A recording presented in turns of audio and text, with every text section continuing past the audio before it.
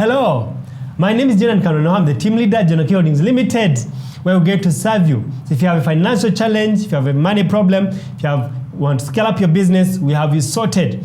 And you can always check us out at www.thejonakiholdings.com for money solutions. We are located in Tinda as our headquarters and at Mulago Business Center as our branch. Enjoy this video.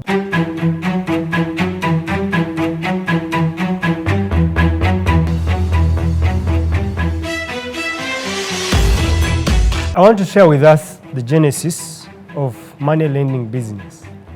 The genesis of money lending business. This industry, you must have been hearing a number of, blogs, comments, tweets concerning money lenders. And this didn't start yesterday. This didn't start in this season, but it started a while ago. A while ago, because this industry is an industry that is very easy to start. It is very easy to start, but also very easy to exit. And that's what I usually emphasize. Now, if I give a bit of a picture behind, is that universities graduate over 40,000 people or students per annum, all universities in Uganda. And out of those people, only 8,000 get placed somewhere as employees, get jobs. 8,000. Now, if you compute the math, this happens every year because universities graduate students every year.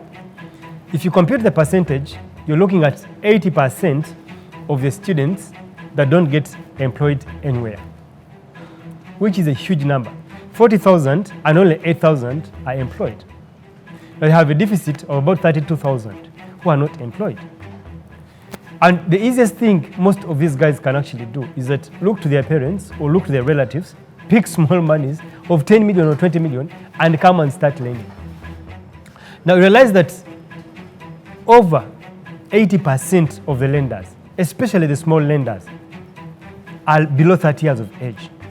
They are younger, way younger, because they do not have an alternative. All they can start easily is to lend, because what do they need to lend is just set up a small office, a small space, and they look for a few clients and they start lending. Much of the lending that they do is unsecured. How else do they secure the money? Is to take the national IDs which were banned, because it's also illegal, it's not right. Because the collateral is meant to secure the money, that in the event that someone fails to pay, you can actually foreclose on that item. Now you cannot foreclose on a national ID. And that's why it falls back to us, that as regulators and as government, but even as us, the lenders who have scaled up, the lenders who have grown, the lenders who are the leaders of the lenders, for example, those in leadership in the Money Lenders Association of Uganda, it is our responsibility to actually educate these small lenders and tell them, look, this is what it is that it means. If you're going to get a collateral from someone, it is important that you can actually foreclose on that collateral. It is key. Because if it's not that, then what do you do with the collateral? That means you're putting your money at risk. That means you cannot recover your money. So some of these things happen because people are not educated. The regulator that we have, whom we praise a lot and who is very good, who has done us a great service, which is the Uganda Microfinance Regulatory Authority, has done great work. But what they're managing is way bigger than their funding, than their capacity. You can imagine an institution that has only 35 staff and they're managing over 1,700 people, institutions or companies. And those are the ones that are registered. But you have over 50,000 lenders that are not registered. And all of them have to be persuaded or have to be reached out or have to be sieved out and surveilled to make sure they either register or they get closed. All that before 35 people to move around the country and clean up the industry. So I think the problem that we are looking at is bigger than what meets the eye. And whose responsibility is it? It is the responsibility of the lenders. First, because it's doing, even the lenders who are doing the right service or who are lending the right way, a disservice.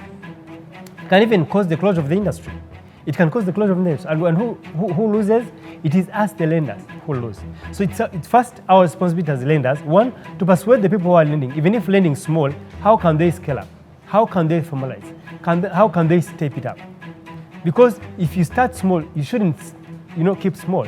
And also being small doesn't guarantee you that you should be informal. It's not the way.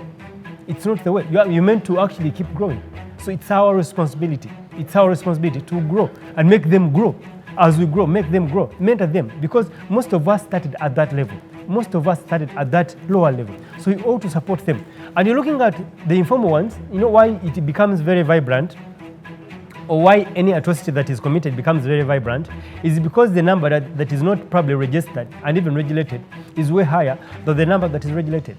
The number that is doing it not the right way is way higher, because if you're looking at 50,000 lenders, most of which are informal, and only you have 1,700 lenders who are registered and recognized by UMRA, the number is too divergent. It is the disparity is too big.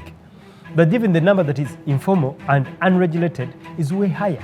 That's why the atrocities are befitting the good that is happening in the industry. So it is our responsibility as lenders first to make sure that we educate these guys and persuade them to formalize. But also to tell them, look, what you're doing is risky, because you can able to lose your money. For example, the time the government announced that you're not supposed to get people's national IDs, which was wrong on the side of the lenders, because you're not meant to use national IDs. You can imagine how many clients defaulted because of that one statement. You can imagine how much money lenders lost because of that one statement. And ideally, had they been told, they would have started with doing it the right way. But whose responsibility is it? It's us, the lenders. It's us to look out for the lenders and engage them and persuade them. As I talk now, the association has about 600, 700 members that have a WhatsApp group, that have a belonging. But of those, only a few hundreds are actually paid up to join the association formally. That shows you that even the big bracket of the lenders are very small, that they cannot even afford a small fee of 300,000, or even they cannot afford to sacrifice for the bet of the industry that small fee to join the association and actually be recognized and be pushed for to be registered formally. So it's bigger than what meets the eye. So one is that as lenders, we have the responsibility, because we understand the genesis of lending is that it is now covered with the number of people who are informal, which even outweighs the number of people, the number of business people who are registered. But also two, it is a responsibility of the government. Now the government does that through Uganda Microfinance Regulatory Authority, who is our regulator. There was a proposal in Parliament to merge UMRA with the Ministry of Finance. Now you can imagine an institution which has been regulating us and has been doing very well, trying with the few staff that they have, they are now being merged. You can imagine if they have to go through the bureaucracy of the government to actually get budget approval, to get fuels allocated to supervise and surveil the whole country. It's a huge encumbrance. We're going to start waiting for license for as long as 6 months. You've not got your license, because they've been efficient, at least in issuing the licenses. But now what happens when they are merged? That has already happened, I know. But now we need to do better. How do you capacitate the staff so that they can actually transition the informal ones, transition the informal lenders, transition the big number to this formal and smaller number, so the industry can be cleaned up? So the government has a responsibility. It has a responsibility of making sure that the regulator is supported to actually clean up the industry, because it's not a one-man show. It's not a one-man support. This industry needs all our hands, because at the end of the day, it supports the economy, it supports the people. It has a gap to bridge. That whereas the bank tells a borrower that come after 2 months or come after a month, this lender can actually give this person money in just hours, and they are able to probably clear their consignments, or probably clear their cars, or probably support their businesses, or probably pay for their children's school fees. All these things the banks might not actually be able to do. So then when the good lenders who are doing it the right way are tied up with the bad lenders, the ones who are not even informed, or probably not advised and not supported and taught, and you close the whole industry, bundle it up as one thing and say it's bad and you close it up, it's a disservice. It's going to create a black market, and black market will come with its own negatives, which will outweigh way higher than actually what is existing, than the problem that is existing. So as I get to conclude, it is a role of the lenders, it is a role of the regulator and the government in the policy angle to make sure that this industry is cleaned up. Otherwise, I've told you the genesis of money lending. It's not about to stop. Even in the midst of London, there's still lending. Even in the US, there's still those lenders who are meant to process money quick as an alternative for the queues in banks. So kindly, I thank you for watching, and I pray that whoever is concerned gets to put their efforts together to make sure that this industry is not, alienated, but also to make sure that it is managed or done the right way. Because truth is, there are bad things that are happening, but whose responsibility is it to clean? It is us who are meant to clean these atrocities that are happening. Thank you for watching. Subscribe, like, comment, but also share your ideas.